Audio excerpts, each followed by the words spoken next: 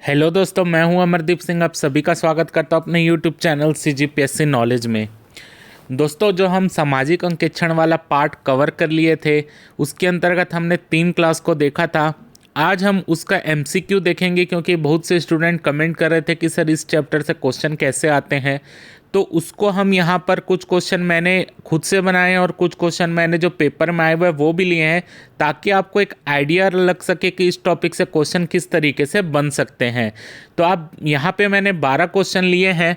तो आप comment box में ज़रूर बताइएगा कि जितने हमने टॉपिक कवर किया सामाजिक अंकेक्षण का, उसको पढ़ने के बाद आपसे कितने क्वेश्चन इससे बन जा रहे हैं, ताकि हमको आपकी तैयारी भी पता चल सके और हमारा ये भी देख सके कि हम आपको समझा पाएँ कि नहीं ठीक से, उससे वो भी समझ आ जाएगा। तो अगर आपको ये वीडियो अच्छा लगे, क्वेश्चन अच्छा लगे, तो वीडियो को ज़रूर लाइक कीजिए, चैनल को सब्सक्राइब कीजिए, ज़्यादा से ज़्यादा अपने दोस्तों में शेयर कीजिए। तो चलिए पहला क्वेश्चन देखते हैं। छत्तीसगढ़ सामाजिक अंकेक्षण इकाई की गवर्निंग बॉडी का गठन निम्न में से किसकी अध्यक्षता में किया गया है।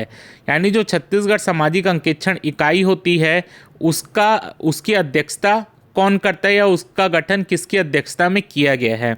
ऑप्शन ए मुख्यमंत्री, ऑप्शन बी पंचायत एवं ग्रामीण विकास मंत्री, ऑप्शन सी आयुक्त मनरेगा, ऑप्शन डी मुख्य सचिव। तो आप इसका आंसर दीजिए। तो इसका आंसर है ऑप्शन डी मुख्य सचिव। इसको मैंने क्लास में भी कवर किया हुआ है। तो छत्तीसगढ़ सामाजिक अंकेक्षण इकाई को ही याद रखिएगा, छत्तीसगढ़ सामाजिक अंकेक्षण निदेशालय भी कहा जाता है। तो उसका गठन किसकी अध्यक्षता में होता है? मुख्य सचिव की अध्यक्षता में होता है, ऑप्शन डी। सेकंड क्वेश्चन देखिए, निम्न में कौन से कार्य सामाजिक अंकेक्षण दल के द्वारा किया जाता है। यानी इसमें आपको बताने कि कौन कौन से कार्य सामाजिक अंकेक्षण दल करता है। पहला पॉइंट, लाभार्थियों के घर जाकर दर्ज जानकारी को सत्यापित करना। सेकंड, ग्राम पंचायतों में सामाजिक अंकेक्षण की जागरूकता फैलाने हेतु दीवार लेखन का कार्य करवाना। और तीसरा पॉइंट है, सामाजिक अंकेक्षण के निष्कर्षों को समेकित कर सामान्य व सरल भाषा में प्रतिवेदन तैयार करना। तो आपको बताना है इनमें से कौन सा सही है। ऑप्शन है 1, 2, सेकंड ऑप्शन है 2, 3, सी ऑप्शन है 1, 3 और ऑप्शन डी है 1, 2, 3। तो आप फिर से पढ़िए इसको एक बार और बताइए। तो पहला पॉइंट है, लाभार्थियों के घर जाकर दर्ज जानकारी को सत्यापित करना। जैसे कि जो डॉक्यूमेंट रहते हैं मनरेगा योजना के अंतर्गत, वो डॉक्यूमेंट को लेकर वो मजदूरों के घर जाते हैं, यानी लाभार्थियों के घर जाते हैं और जाकर पूरा डॉक्यूमेंट चेक करते हैं और उनसे पूछते हैं कि और सत्यापित करते हैं कि जो चीज़ इस डॉक्यूमेंट में लिखी है वो सही है कि नहीं। तो पहला पॉइंट सही है। सेकंड पॉइंट, ग्राम पंचायतों में सामाजिक अंकेक्षण की जागरूकता फैलाने हेतु दीवार लेखन का कार्य तो होता ही है, ये मैंने क्लास में आपको समझाया हुआ है। ऑप्शन और इसमें तीसरा पॉइंट है, सामाजिक अंकेक्षण के निष्कर्षों को समेकित कर सामान्य व सरल भाषा में प्रतिवेदन तैयार करना। ये भी मैंने आपको बताया है कि सामाजिक अंकेक्षण जब कंप्लीट हो जाता है तो उसके निष्कर्षों को समेकित करके एक रिपोर्ट तैयार की जाती है और वो रिपोर्ट ग्राम सभा के सामने प्रस्तुत की जाती है। तो तीसरा पॉइंट भी सही है कि सामाजिक अंकेक्षण के निष्कर्षों को समेकित कर सामान्य व सरल भाषा में प्रतिवेदन तैयार करना। तो इसका आंसर है क्वेश्चन नंबर 2 का 1, 2, 3, यानी ऑप्शन डी इसका सही है। अगला क्वेश्चन देखते हैं, इंपॉर्टेंट क्वेश्चन है। सामाजिक अंकेक्षण के अंतर्गत क्लस्टर का अर्थ क्या है। यानी सामाजिक अंकेक्षण की प्रक्रिया के अंतर्गत क्लस्टर किसको बोला जाता है। ऑप्शन ए, किसी ग्राम पंचायत में ग्रामों का समूह। ऑप्शन बी, किसी ब्लॉक में ग्राम पंचायतों का समूह। ऑप्शन सी, किसी जिले में जनपद पंचायत का समूह। और ऑप्शन डी, किसी राज्य में जिले का समूह। तो ये भी मैंने पढ़ाया हुआ है। इसका आंसर है ऑप्शन बी, किसी ब्लॉक में ग्राम पंचायतों का समूह।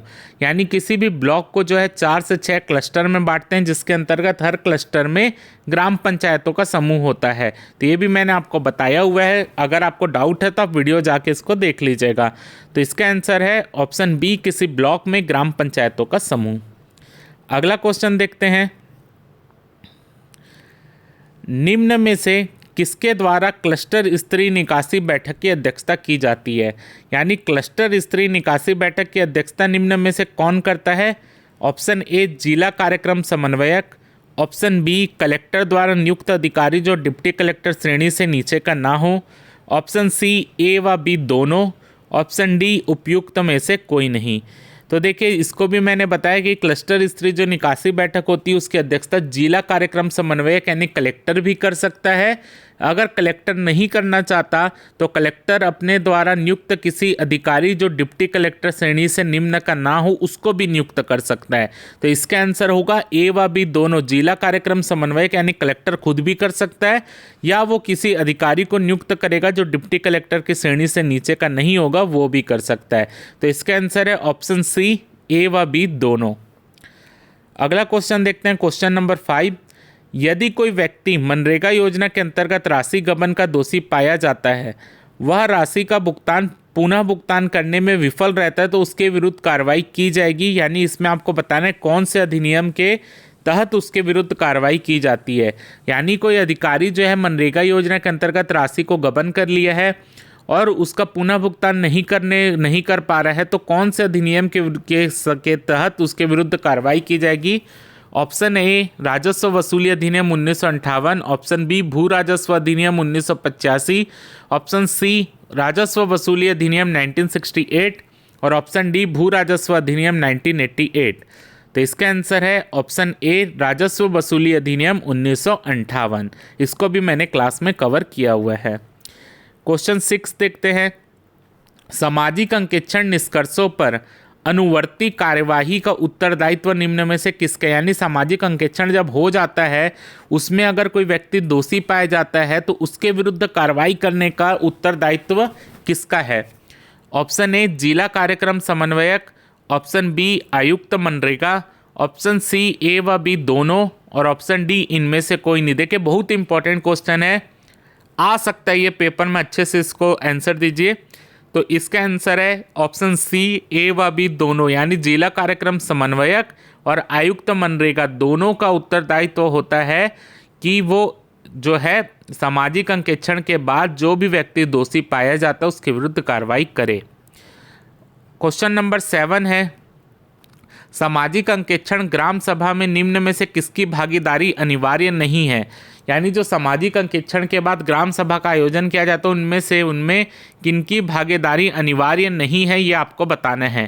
पहला है ऑप्शन जनप्रतिनिधियों की, ऑप्शन बी योजना से संबंधित पदाधिकारियों की, ऑप्शन सी मजदूर नेताओं की, ऑप्शन डी संबंधित डाकघर व बैंक प्रतिनिधि की। तो ये थोड़ा सा कंफ्यूजिंग क्वेश्चन आपके लिए हो सकता है, बाकी सरल ही है ये क्वेश्चन। तो देखिए ऑप्शन ए बोला जनप्रतिनिधि, यानी कि कौन, सरपंच पंच, वो तो सीधी सी बात है वहाँ पर उपस्थित होंगे ही, उनको बुलाया ही जाता है। सीईओ जनपद पंचायत उनको लेटर भेजता है, आवेदन भेजता है कि आपको आना है। ऑप्शन बी योजना से संबंधित पदाधिकारी की, तो सामाजिक अंकेक्षण हो रहा है तो योजना से रिलेटेड पदाधिकारी तो मौजूद होंगे ही। ऑप्शन सी है मजदूर नेताओं की, तो ये जरूरी नहीं है कि मजदूर नेता वहाँ पर मौजूद रहना चाहे तो हो सकते हैं, नहीं रहना चाहे तो नहीं हो सकते। लेकिन मजदूर नेता की भागीदारी कहाँ पर होती है, क्लस्टर स्तरीय निकासी बैठक में होती, ना कि ग्राम सभा के सामाजिक अंकेक्षण में। वो आना चाहते तो आ सकते हैं, नहीं आना चाहे तो नहीं भी आएंगे, कोई बात नहीं। लेकिन क्लस्टर स्तरीय निकासी बैठक में मजदूर नेता होते हैं। और ऑप्शन डी डाकघर व बैंक प्रतिनिधि ये तो रहते ही हैं, क्योंकि पूरा वित्तीय जांच इन्हीं के द्वारा होती है। तो इसका आंसर है क्वेश्चन 7 का ऑप्शन सी। अगला देखते हैं क्वेश्चन 8, मनरेगा अधिनियम की किस धारा के अंतर्गत सामाजिक अंकेक्षण का प्रावधान है। तो ये तो जब मैंने क्लास चालू की थी सामाजिक अंकेक्षण की तो पहली वीडियो में बताया है, मनरेगा योजना की धारा 17 के अंतर्गत सामाजिक अंकेक्षण का प्रावधान है। तो ऑप्शन सी धारा 17 इसका आंसर, और ये पेपर में आया हुआ भी क्वेश्चन है। अगला देखते हैं क्वेश्चन 9, ये आपके 2017 ईडीओ का क्वेश्चन है। सामाजिक अंकेक्षण तैयारी में निम्न में से किसे शामिल नहीं किया जाता। यानी सामाजिक अंकेक्षण की जब तैयारी की जाती है तो निम्न में से क्या शामिल नहीं होता। पहला, एजेंडा की घोषणा कम से कम 1 माह पहले। ऑप्शन बी स्थान, तिथि, समय और जिम्मेदार अधिकारी का नाम सुनिश्चित किया जाना। ऑप्शन सी सामाजिक अंकेक्षण का वृहद स्तर पर प्रचार। और ऑप्शन डी सभी दस्तावेज ग्राम पंचायत में उस दिन उपलब्ध रहें जिससे लोग उसे देख एवं पढ़ सकें। तो देखिए ये भी मैंने बताया कि एजेंडा की घोषणा कम से कम 1 महीने पहले हो जाती है। ऑप्शन बी स्थान, तिथि, समय जहां भी ये होना है, और जिम्मेदार अधिकारी यानी स्वतंत्र पर्यवेक्षक के भी नाम बता दिए जाते हैं, उनकी भी नियुक्ति कर दी जाती है। ऑप्शन सी है सामाजिक अंकेक्षण का वृहत स्तर पर प्रचार, ये भी होता है, दीवार विवार में भी लगाए जाते हैं, ग्राम पंचायत में उसका नोटिस बोर्ड में भी लगाया जाता है, पर्चे भी बांटे जाते हैं। ऑप्शन डी है सभी दस्तावेज ग्राम पंचायत में उस दिन उपलब्ध रहे जिससे लोग उसे देख एवं पढ़ सके। तो ग्राम पंचायत में नहीं, वो ग्राम सभा में उपस्थित रहता है जिसे लोग देख व पढ़ सकते हैं। तो ऑप्शन डी जो है वहाँ पर ग्राम पंचायत की जगह ग्राम सभा होना चाहिए, तो ऑप्शन डी जो है वो शामिल नहीं है। अगला क्वेश्चन देखते हैं, क्वेश्चन नंबर 10, सामाजिक अंकेक्षण में ग्राम सभा की अध्यक्षता कौन करेगा? ये भी आया हुआ एडीओ 2017 क्वेश्चन है। Option A sarpanch, option B जनता द्वारा चुने गए प्रतिनिधि, ऑप्शन सी कार्यक्रम अधिकारी द्वारा नियुक्त सचिव, ऑप्शन डी इनमें से कोई नहीं। तो देखिए यहाँ पे आपको कन्फ्यूजन होगा क्वेश्चन में, लेकिन आप थोड़ा सा सोचेंगे तो आसानी से बन जाएगा। देखिए सरपंच और पंच ये सब तो करते नहीं अध्यक्षता। ऑप्शन बी में आपको डाउट आता है, कई लोग गलत भी मारे थे 2017 में इसको। जनता द्वारा चुने गए प्रतिनिधि, जनता द्वारा चुने गए प्रतिनिधि कौन होता है? सरपंच और पंच ही होते हैं, जिन्हें हम जनप्रतिनिधि कहते हैं, तो वो भी अध्यक्षता नहीं करते। ऑप्शन सी लिखा है कार्यक्रम अधिकारी द्वारा नियुक्त सचिव, तो ये भी नहीं होते। ऑप्शन डी इसका आंसर है इनमें से कोई नहीं, क्योंकि ग्राम सभा की अध्यक्षता उस दिन ग्राम सभा अपने बीच में से जिसको चुनेगी वो उसकी अध्यक्षता करेगा। तो जनता द्वारा चुने गए प्रतिनिधि कौन होता है? जनप्रतिनिधि, जिसके लिए वोटिंग होती है, जैसे सरपंच के लिए, पंच के लिए, वो जनता द्वारा चुने गए प्रतिनिधि होते हैं। तो ये आपको कंफ्यूज करने के लिए ऑप्शन बी रखा गया है। तो इसका वास्तविक आंसर है ऑप्शन डी, इनमें से कोई नहीं। तो इसका आंसर क्या होगा? जनता द्वारा ग्राम सभा में से चुना गया कोई व्यक्ति। ठीक है, प्रतिनिधि यानी जनता द्वारा चुने गए प्रतिनिधि सरपंच और पंच को बोलते हैं। ठीक है, तो जिस दिन ग्राम सभा की बैठक हो रही सामाजिक अंकेक्षण में, उस समय ग्राम सभा अपने बीच में से किसी एक व्यक्ति को अध्यक्षता के लिए नियुक्त करता है। तो इसका आंसर ऑप्शन डी, इनमें से कोई नहीं। अगला देखते हैं क्वेश्चन नंबर 11, ये भी 2017 क्वेश्चन है। मनरेगा अधिनियम 2005 के अंतर्गत किए गए कार्य के अनिवार्य सामाजिक अंकेक्षण कराने की अवधि क्या है? यानी सामाजिक अंकेक्षण कितने दिनों में होता है? 1 वर्ष में, 3 माह में, 6 माह में, इनमें से कोई नहीं। तो मनरेगा अधिनियम के अंतर्गत जो सामाजिक अंकेक्षण है वो 6 महीने में कम से कम 1 बार होना अनिवार्य होता है। तो साल में 2 बार होता है। तो इसका आंसर है ऑप्शन सी, 6 माह में कम से कम 1 बार कराना उसको आवश्यक है। तो 11 का आंसर है ऑप्शन सी।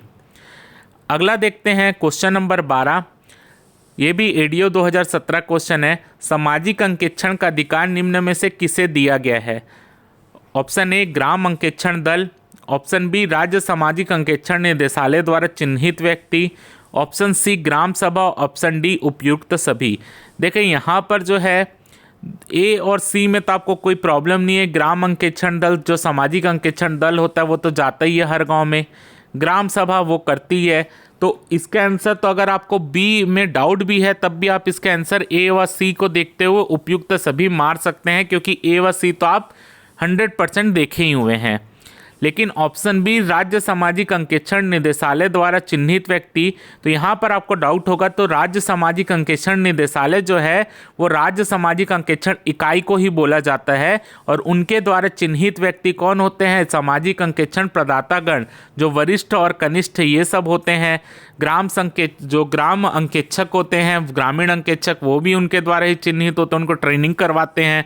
तो यहाँ पर जो है बी आंसर, जो ग्राम अंकेक्षण दल के सदस्य हैं वो तो उन्हीं के द्वारा चिन्हित होते हैं। तो ऑप्शन बी भी उस ग्राम अंकेक्षण दल के अंतर्गत ही आ जा रहा है। तो ए बी सी इसका तीनों ही सही है। तो इसका आंसर होगा डी, उपर्युक्त सभी। यानी सामाजिक अंकेक्षण इकाई जो ग्राम अंकेक्षक दल के सदस्य होते हैं उनको भी तो चिन्हित वही करते हैं, जो वरिष्ठ हो जाते हैं, कनिष्ठ होते हैं, और जो प्रदातागण उनको भी तो वही चिन्हित कर रहे हैं। तो इसका आंसर आएगा ऑप्शन डी, उपर्युक्त सभी। तो इस तरीके से सामाजिक अंकेक्षण के अंतर्गत हमने जो MCQ था उसको कवर किया है। ये सिर्फ ये बताने के लिए था कि आप मतलब जो पढ़ रहे हैं वो आपकी तैयारी सही से हो रही है कि नहीं हो रही है, आपसे क्वेश्चन किस तरीके से पूछे जा सकते हैं वो यहाँ पर हमने कवर करने की कोशिश की है। तो आपके कितने आंसर सही हुए ये ज़रूर कमेंट बॉक्स में बताइएगा।